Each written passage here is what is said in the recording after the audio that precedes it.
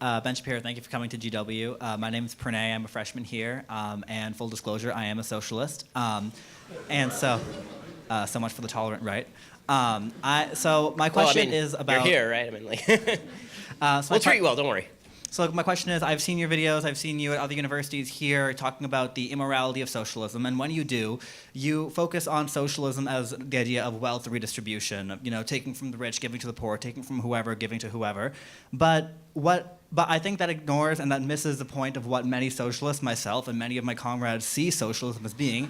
And in fact, what we see as integral, the debate of how much to redistribute wealth is a separate debate altogether, but the fundamental tenet of socialism is control of the means of production by the workers. The idea that a worker is entitled to the full product of their labor.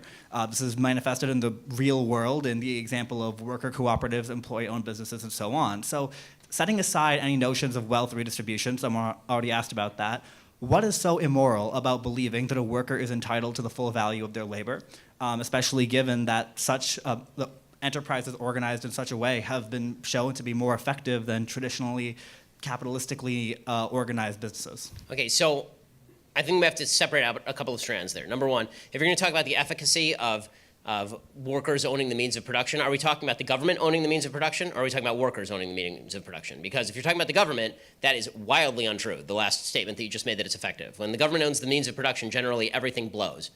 Okay, that's actually the story of Cuba. That is the story of Venezuela. The democratic socialist countries of Norway are generally not owned, Norway is an exception in which the government owns a lot of stock in various companies, but those companies are run along free enterprise lines.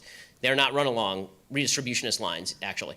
And they also happen to have a massive sovereign oil wealth fund. But if you look at countries like Denmark, for example, there's still enormous private ownership of business. This is true in most of the Nordic and Scandinavian countries anyway. And if you're talking about workers owning a business together, I am a worker at my company. I own my business with another person who owns the company with me, and a couple of investors. The investors have sunk their labor, which they made money from. Right? Money is just a tangible trade for labor, and they took that money and they invested it in us. So is Bill Gates not a worker at his own company? He invented the company. So I'm also wondering how the worker is not owning his own labor when he freely chooses to alienate that labor in exchange for pay. My problem with socialism is that it is essentially somebody subjectively deciding the value of your own labor. The beautiful thing about the free market is that you don't get to subjectively decide what your labor is worth. Right? You can't go major in something useless and then come to me and say, I want $100,000 a year for my useless major so I can dig holes in the ground, right?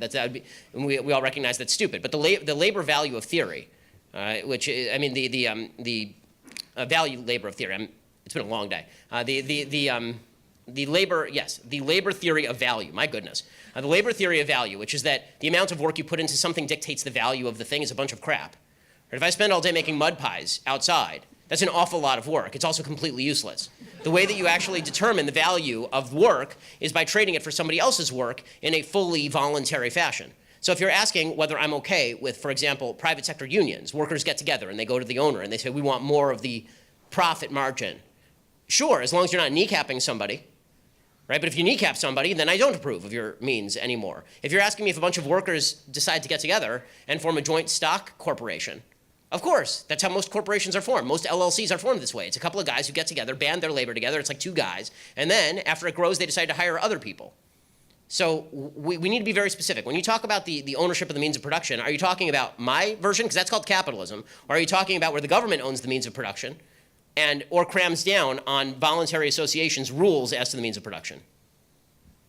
I'm talking about neither. I reject state socialism personally. What I'm referring to is specifically, for example, the term given is worker cooperatives. The most prominent example, the Mondragon Corporation in Spain, owned there is no investor or capitalist group that owns the profits. When the company turns a profit, that profit is distributed among the workers, some 80,000 employees. It's a wildly successful corporation. Is it a voluntary association? Is there any cram down happening? No, there's not. Then good, it's capitalist. That's not socialist.